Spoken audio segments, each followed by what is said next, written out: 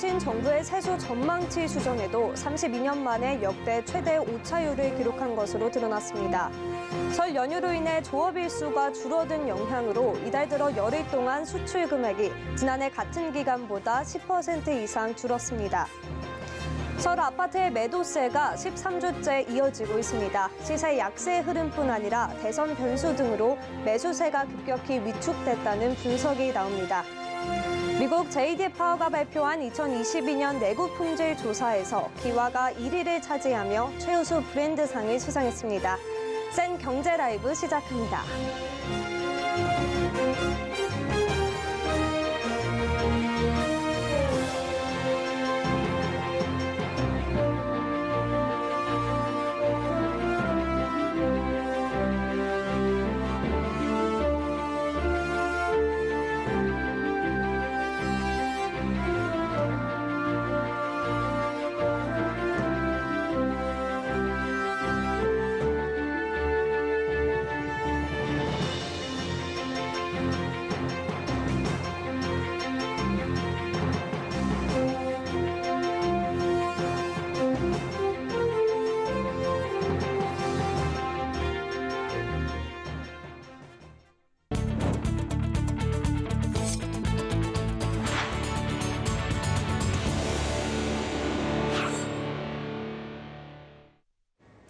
시청자 여러분 안녕하십니까? 센 경제 라이브 최민정입니다. 주택가격 폭등에 따른 부동산 세수 증가와 소득세, 법인세 증가 등의 영향으로 지난해 본예산 대비 초과 국세 수입이 61조 3,782억 원에 이른 것으로 드러났습니다.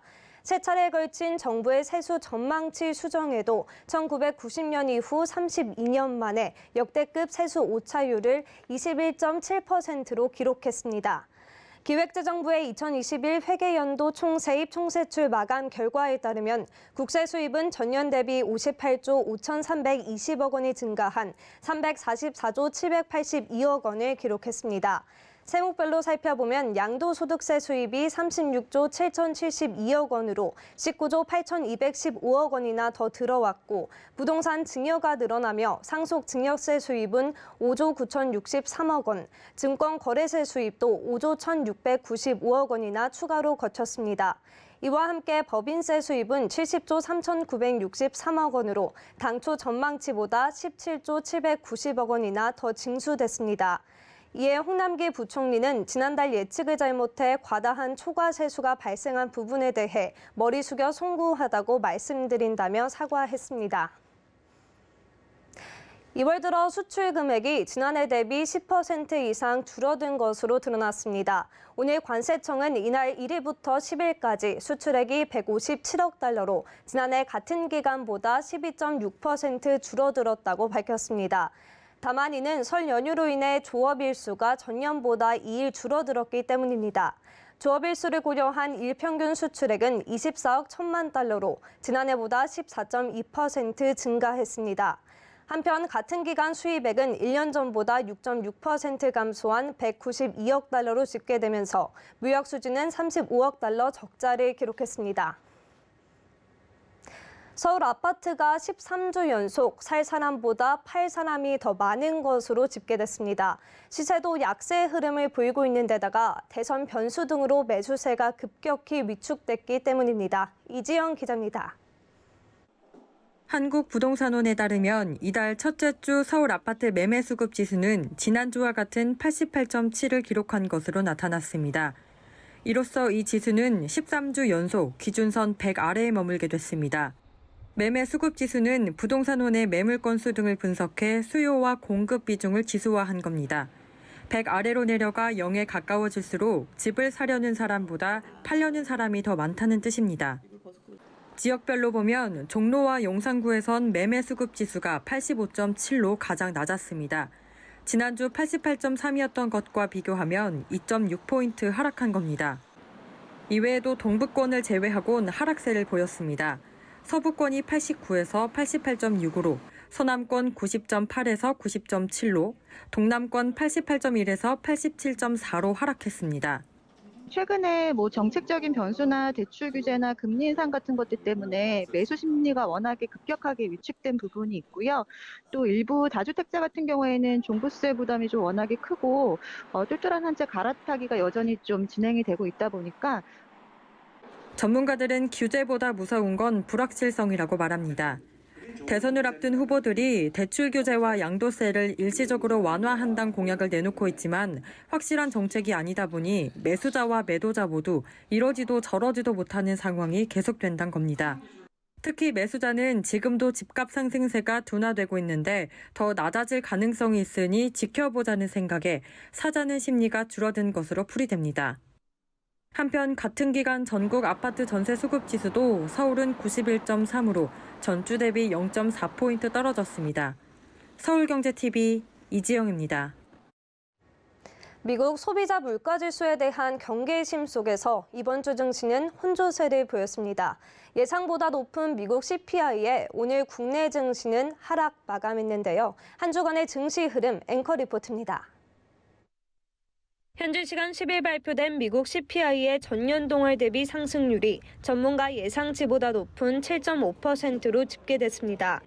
이는 40년 만에 최대 상승폭으로 오늘 국내 증시에 타격을 줬습니다. CPI가 높아지자 인플레이션 가속화 우려도 커졌기 때문입니다. 이에 제임스 블러드 세인트루이스 연은 총재도 기준금리를 1%까지 올려야 한다고 이야기하며 투자 심리를 끌어내렸습니다. 코스피는 한 주간 0.09% 내리며 2,747.71포인트의 거래를 마감했고 코스닥 역시 2.82% 급락한 877.42포인트의 거래를 마쳤습니다. 한 주간 수급 동향을 살펴보면 코스피는 개인과 외국인이 매수한 가운데 기관이 매도했고 코스닥은 개인이 매수했고 외국인과 기관이 매도했습니다. 금융사들은 역대 최대 실적 달성을 발표하며 상승세를 보였습니다. 이번 주 KB금융은 8.05% 올랐고 신한지주와 하나금융지주도 나란히 상승 마감했습니다. 증권사들은 호실적을 바탕으로 DB금융투자의 목표 주가를 72,000원에서 8만 원으로 신한금융투자도 69,000원에서 73,000원으로 올렸습니다. 이재선 하나금융투자연구원은 추가적인 하방 압력보단 국내 증시는 점진적 상승 가능성이 높다고 판단한다며 이익이 가시화되는 업종별로 선별적으로 접근할 필요가 있다고 전망했습니다. 서울경제TV 최민정입니다.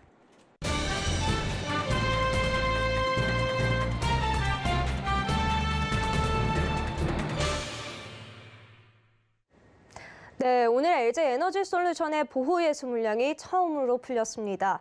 주가 하락 우려가 높았지만 다행히 방어에 성공한 모습인데요.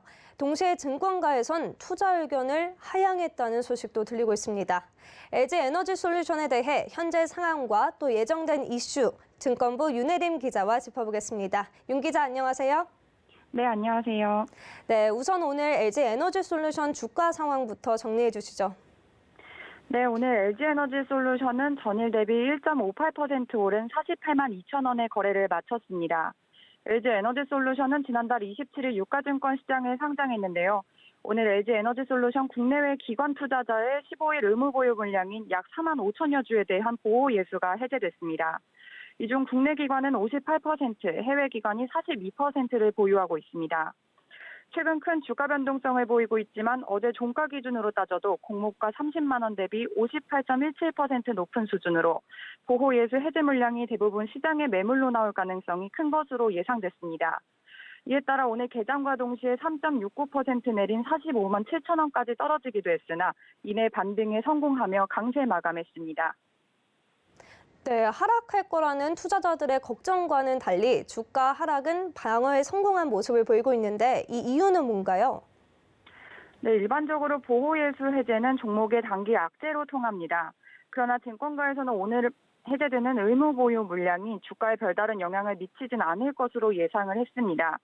최근 LG에너지솔루션의 1일 거래 대금이 1조 원에서 1조 3천억 원 수준이기 때문에 200억 원대의 물량은 충분히 소화가 가능할 것이라는 의견이었는데요. 이는 기관 투자자들의 공모주 청약 경쟁률이 높아 가장 짧은 의무 보유 기간인 15일 보유 예수 물량은 기관 투자자 배정 물량의 0.2%밖에 배정되지 않았기 때문입니다. 다만 이달 27일 풀리는 1개월 보호 예수 물량은 170만 471주로 오늘 풀린 물량의 38배에 달하는 규모이기 때문에 주가 하락에 주의해야 한다는 조언이 나왔습니다. 앞서 카카오뱅크, 크래프톤, 카카오페이 등 대형 신규 상장 기업들도 1개월 보호 예수 물량이 해제되는 날 주가가 큰 폭으로 하락한 바 있는데요. 1개월 보호 예수 해제일에 카카오뱅크는 4.21%, 크래프톤은 5.89%, 카카오페이는 1.68% 떨어졌습니다. 한편 LG에너지솔루션이 MSCI 글로벌 스탠다드 지수 코스피 200에 편입된다는 호재도 있는데요. 이에 대해서 증권가에선 또 어떤 의견이 제기되고 있나요? 네, MSCI, 바로 모건 스탠리 캐피털 인터내셔널 지수입니다. MSCI는 글로벌 주가 지수로 세계적인 펀드들의 투자 기준이 되는 국제 벤치마크입니다. LG에너지솔루션이 오는 14일 장마감을 기점으로 MSCI 글로벌 스탠다드 지수 대형주 부문에 편입될 예정인데요. 일반적으로 MSCI 지수에 편입되면 해당 지수를 추종하는 해외 자금이 유입돼 주가에 긍정적으로 작용합니다. LG에너지솔루션은 MSCI 지수뿐 아니라 국내 2차 전지 산업지수, 다음 달 11일에는 코스피 200에 편입될 전망입니다. 이에 증권가에서는 LG에너지솔루션을 담으려는 전체 패시브 자금을 2조 원가량으로 추산하고 있습니다. 다만 증권가에서는 코스피 200 편입과 함께 단기간 조정이 올 것으로 보고 있습니다. 그동안 코스피 200에 편입된 종목들을 살펴보면 공매도가 편입 첫날 집중된 후 급감하는 현상이 공통적으로 나타난 바 있기 때문입니다.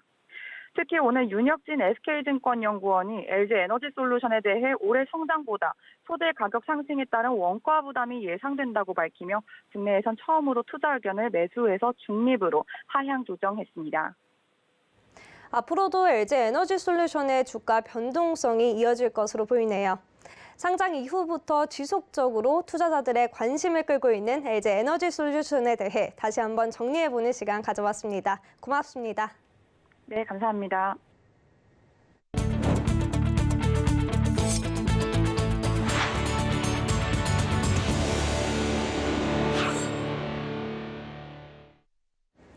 미국 시장조사업체 JD파워가 현지 시간 10일 발표한 2022년 내구 품질 조사에서 기아가 고급 브랜드를 포함한 전체 32개 브랜드 중 1위에 올랐습니다.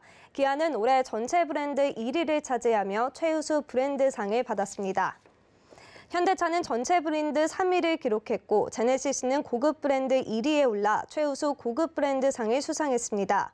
이로써 현대자동차 그룹은 글로벌 15개 자동차 그룹 가운데 가장 낮은 평균 점수인 147점을 기록해 도요타와 제너럴모터스를 제치고 1위에 올랐습니다.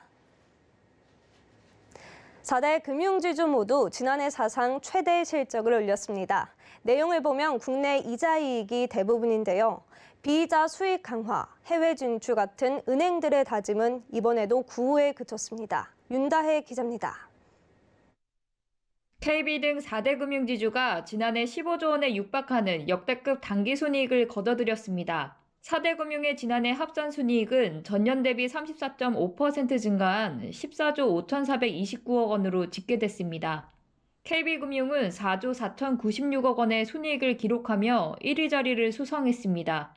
2위는 신한금융이 차지했고 이어 하나금융, 우리금융 순입니다. KB금융과 신한금융은 4조 클럽, 하나금융은 3조 클럽에 입성했습니다. 이같이 역대급 실적을 견인한 것은 이자 이익 때문입니다. 대출 성장세가 이어진 데다 기준금리 인상으로 대출금리가 크게 오르면서 예대금리 차가 급격히 벌어진 결과입니다. 4대 금융이 거둬들인 지난해 이자 이익은 34조 7,058억 원으로 이는 전년 대비 14% 늘어났습니다. 금융지주가 역대급 순이익을 거두면서 주주들이 받는 배당액도 사상 최대 규모를 기록하게 됐습니다. 4대 금융의 지난해 배당액은 1년 새 60% 넘게 늘어 3조 8천억 원에 육박했습니다. 순이익 중 배당으로 지급하는 금액, 즉 배당 성향은 26%로 사상 최고치였던 2019년 수준을 회복한 셈입니다. 그러나 금융당국의 대출 규제로 소비자는 허리띠를 졸라맨 반면 은행만 배불렸다는 비판은 피할 수 없게 됐습니다. 올해는 더 강력한 대출 규제와 기준금리 추가 인상도 예고돼 있어 금융지주들의 실적 잔치는 올해도 이어질 것으로 보입니다. 서울경제TV 윤다입니다. 저비용 항공업계가 정부의 고용유지 지원금 연장을 호소하기 위해 청와대 앞으로 모였습니다. 코로나19로 적자가 쌓여가는 가운데 정부의 지원마저 끊기면 더 이상 생존할 수 없다는 겁니다. 문다혜 기자입니다. 오늘 오전 청와대 앞, 항공사 조종사들이 정부의 고용유지 지원금을 연장해달라고 촉구했습니다. 오미크론 변이로 국제선 운항 정상화 시점을 가늠하기 어려운 상황에 이달 말 지원금이 종료되기 때문입니다. 1년에 최대 6개월까지 지급 가능한 고용유지 지원금은 이미 코로나19 장기화로 2차례 연장됐습니다. 하지만 현행법상 3년 이상 지원이 불가능해 다음 달부터 대부분 LCC들은 지원금을 받을 수 없게 됩니다. 물론 정부가 여행업과 관광업 등 14개 특별고용 지원 업종의 지원기간 연장을 올 1분기 내에 적극 검토하겠다고 했지만 당장 종료를 앞둔 시점에 구체화된 내용이 없는 상황. 특히 화물 영업 호조의 적자를 면하고 있는 대형 항공사와 달리 LCC 업계의 불안감은 더 큽니다. 국내선 여객 수요에만 의존하며 2년 연속 적자에 허덕이고 있는데 지원금마저 끊기면 결국 대규모 구조조정이 일어날 수밖에 없다는 겁니다. 유상증자와 대출로 연명해 왔으나 이제는 더 이상 버틸 힘이 없습니다. 만약 회사의 독립이 위협받게 된다면 저희들의 일자리마저도 없어지지 않을까. 잠든 가족들의 모습을 바라보며 심란한 마음으로 매일 밤을 이에 항공사들은 정부의 코로나19 종식까지 항공운송사업과 관광업 등에 대한 특별고용 지원 업종 지정을 연장해 줄 것과 생존위기 업종에 대한 고용유지 지원금 3년 초과 금지 예외 인정과 함께 국제선 운송을 위한 방역정책 완화를 호소했습니다. 지난 2년 동안 유급과 무급휴직으로 버텨온 항공업계. 언제 다시 하늘길이 정상화될지 모르는 상황에 이제는 일자리를 잃을 수 있다는 불안감마저 커지고 있습니다. 서울경제TV 문다입니다. 야간 주행 중 맞은편 차량의 하이빔에 불편을 겪으신 경험 있으실 텐데요. 이 경우 시야 확보가 자칫 사고로 이어질 위험이 있습니다. 르노 삼성 자동차가 내 차 앞 밝기를 유지하면서 반대편 차량 운전자의 눈부심을 방지하는 헤드램프를 개발했습니다. 장민선 기자입니다. 반대 차선에서 달려오는 차량을 감지해 하이빔의 특정 부분이 소등됩니다. 르노 삼성 자동차가 개발한 LED 매트릭스 비전 헤드램프입니다. 차에 장착된 전방 카메라가 선행 차량과 주변 밝기 상태를 인지해 선행 차량의 시야를 방해하는 부분에 하이빔이 자동으로 소등되는 겁니다. 이 기능은 주변이 완전히 어둡고 차량의 속도가 시속 40km 이상에서 작동됩니다. LED 매트릭스 헤드램프는 좌우 각각 하이빔의 18개 LED, 하향 등의 5개의 멀티 LED가 포함돼 총 46개의 LED로 구성됐습니다. 헤드램프의 하이빔이 매트릭스 형상으로 18개 LED로 구성돼 각각의 LED가 주변 환경에 따라 켜졌다 꺼지고 각자의 밝기가 조절됩니다. 르노 삼성은 야간 주행 시 기존의 하이빔 보조 시스템에서 단순히 하이빔이 꺼지고 켜지는 것과 비교해 반대편이나 선행 차량에 불편함을 끼치지 않으면서 하이빔을 유지하는 것이 차별점이라고 설명했습니다. 르노의 라이팅 기술 로드맵에 따라서 야간의 시야를 개선할 수 있는 매트릭스 헤드램프 기술을 적용하게 되었고요. 15세그먼트의 가성비 효율이 최적화된 구간을 선택함으로써 소비자의 만족도를 높일 수 있게 개발을 하였습니다. 운전자의 원활한 시야를 확보하면서도 상대방 시야를 방해하지 않는다는 점에서 증가하고 있는 고령 운전자 등의 야간 주행에 도움이 될 것으로 기대됩니다. 서울경제TV 장민선입니다. 한국토지주택공사 LH는 5,300억 원의 사회적 채권을 발행하는 데 성공했다고 밝혔습니다. 사회적 채권은 환경, 사회, 지배구조를 뜻하는 ESG 채권 가운데 하나입니다. LH는 이번에 3년과 5년물 채권은 시장금리 수준으로 30년물은 시장금리보다 0.02%포인트 낮은 금리로 조달했습니다. 조달 자금은 올해 건설하는 임대주택 공사비로 사용됩니다. LH는 이번 사회적 채권 발행을 시작으로 녹색 채권을 포함한 ESG 채권 비중을 전체 조달 규모의 25%까지 확대할 계획입니다. 예금보험공사가 오늘 우리금융지주 지분 2.2%를 매각했다고 밝혔습니다. 이는 지난해 우리금융의 완전 민영화 달성 이후 예보가 보유한 잔여 지분 5.8% 중 일부를 매각한 겁니다. 예보는 이번 거래로 공적 자금은 2,392억 원을 회수했으며 우리금융의 공적 자금 회수율은 96.6%에서 98.5%로 1.9%포인트 올랐습니다.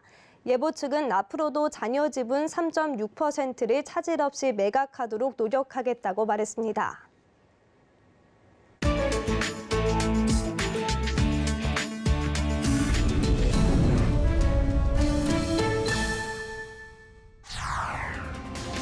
스위스가 동물 실험을 금지하는 첫 번째 국가가 될 것인지에 대한 국민 투표를 진행합니다. 정부 통계에 따르면 지난해 스위스에서는 약 55만 마리 이상의 동물이 실험실에서 죽임을 당했습니다. 이 수치에는 40만 마리의 쥐와 4,600마리의 개, 1,500마리의 고양이를 비롯해 영장류와 소, 돼지, 물고기, 조류 등도 포함됐습니다. 금지를 지지하는 측에서는 동물들이 인간을 위해 고통받아서는 안 된다고 주장하고 있습니다. 그러나 실제로 동물 실험이 금지될 경우 스위스 내 신약 개발이 멈춰서 기업과 연구원들을 해외로 이전시킬 것이란 우려가 더 큰 분위기입니다. 최근 여론조사에 따르면 유권자 중 26%만 금지에 찬성하고 68%는 반대하는 것으로 나타났습니다. 스위스는 1년에 4번 국민투표를 실시하는데 지난해 투표에서는 정부의 코로나 바이러스 규제와 동성결혼 등이 지지를 얻었습니다.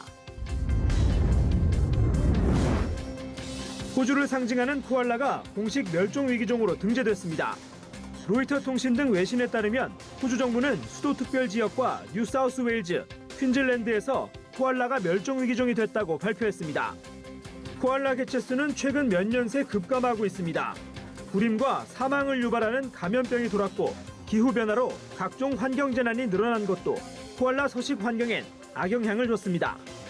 세계자연기금은 2019년 말과 2020년 초에 발생한 산불로 1,700만 헥타르가 불에 탔을 때 6만 마리 이상의 코알라가 죽거나 다친 것으로 추정했습니다. 환경단체들은 멸종위기에 처한 코알라를 보호하기 위해 호주 정부가 대응에 나서지 않는다고 비판해왔습니다. 코알라를 살리기 위해 서식지 보호에 적극 개입하지 않을 경우 2050년 코알라가 멸종될 것이란 보고서도 나왔습니다. 러시아의 피겨스케이팅 스타 카밀라 발리에바의 도핑 위반 의혹이 사실로 드러났습니다. 이에 따라 발리에바가 2022 베이징 동계올림픽 피겨 여자 싱글 종목에 출전할 수 있을지는 조만간 열릴 스포츠 중재재판소의 긴급 청문회에서 결판날 전망입니다. 국제올림픽위원회 IOC는 오늘 브리핑에서 발리에바가 약물 검사에서 양성 반응을 보였다고 공식 발표했습니다. 발리에바의 불법 약물 사용을 IOC가 확인한 겁니다. 로이터 통신 등에 따르면 지난해 12월 25일 열린 러시아 선수권 대회에서 수집한 발리에바의 샘플에서 금지 약물 성분인 트리메타지딘이 검출됐습니다. 트리메타지딘은 협심증 치료제로 혈류량을 늘려 지구력 증진에 도움을 주는 흥분제로 사용될 수 있어 세계 반도핑 기구는 2014년 이를 금지 약물로 지정했습니다. 브라질 경찰이 축구 스타 네이마르의 은행 계좌를 해킹해 지속적으로 돈을 인출한 범죄자를 붙잡았습니다. 로이터 통신에 따르면 브라질 경찰은 용의자가 네이마르 선수와 그의 부친이 계좌를 가지고 있는 은행에서 일했다고 밝혔습니다. 이어 용의자는 계좌 비밀번호를 입수해 처음 약 2,000달러를 빼돌렸고 이후 규모가 커져 약 4만 달러가 넘는 돈을 훔쳤다고 설명했습니다. 경찰은 은행을 통해 조사 중이며 범죄 배후에 누가 있는지도 조사하고 있는 것으로 알려졌습니다. 네이마르의 해킹 피해는 이번이 처음은 아닙니다. 한 해커는 네이마르의 이전 소속팀인 FC 바르셀로나 공식 SNS를 해킹한 후 네이마르가 유니폼을 입고 있는 사진을 게재한 후 제외한다는 잘못된 정보를 올리기도 했습니다.